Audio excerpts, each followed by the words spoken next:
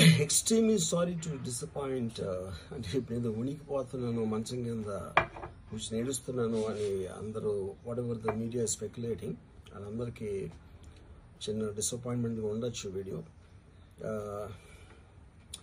ఇక్కడ పాయింట్ ఏంటంటే I just want explain the whole concept.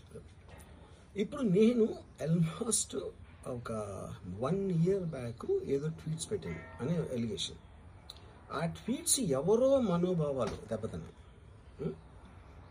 ఇక్కడ విచిత్రం ఏంటంటే 1 year బ్యాక్ పెట్టిన ట్వీట్స్ 4 డిఫరెంట్ ప్లేసెస్లో 4 డిఫరెంట్ జ్యూరిస్డిక్షన్స్లో 4కి ఒకే 3-4 రోజుల వ్యవధిలో వాళ్ళ మనోభావాలు దెబ్బతిన్నాయి.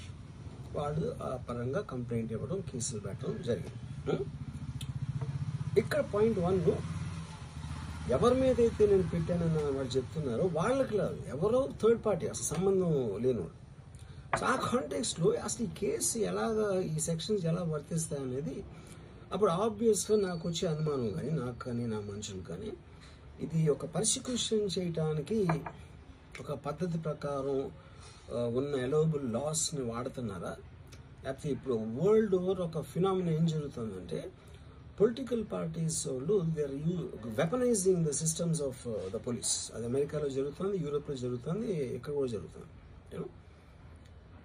అప్పుడు నేను ఏ ఒక్క వ్యక్తిని, ఒక పోలీస్ ఆఫీసర్ని కానీ, ఒక పొలిటికల్ పర్సన్ కానీ నేను బ్లేమ్ చేయట్లా. I think it happens in certain ఒక ఏమంటారు దాన్ని, ఒక వే. అది అందరూ కూడా ఎంతో కొంత అది చేయటానికి టెంప్టేషన్ ఉండొచ్చు. But eventually there is the law of the land which will take the final call. So అది that I completely agree, believe in that and I abide by that as a citizen. So ఇప్పుడు ఇక్కడ జరిగింది ఏంటి, నాకు ఒక notice వచ్చింది, నేను ఒక రిప్లై ఇచ్చాను, ఫలానా చోట ఫలానా తారీఖు నేను వస్తాను. అప్పటికి నాకు జరుగుతున్న పని ఒక ఆన్గోయింగ్ స్కెడ్యూల్ ఉంది కాబట్టి, నాకు ఫిలిం వర్క్ ఉంది కాబట్టి అవ్వలేదు. అండ్ ఇట్ ఈస్ వేరే ప్రొడ్యూసర్కి చేస్తాను, ఆ ప్రొడ్యూసర్కి నష్టం వస్తుంది కాబట్టి నేను మళ్ళీ టైం అడిగాను. ఇదేంటి కేసు, ఇదేం అర్జెంట్ కేసు అంటే 1 year తర్వాత ట్వీట్ చూసిన అతనికి 1 weekలో అన్నీ అయిపోవాలనేది ఏమన్నా మీనింగ్ ఉంటుంది అసలు దానికి? So which basically means it is being done for purposes other than the urgency of the case. ఇప్పుడు అర్జెన్సీ ఆఫ్ ద కేసు అంటే మీరు మర్డర్లు ఇన్ని జరిగి సంవత్సరాలు తీసుకుని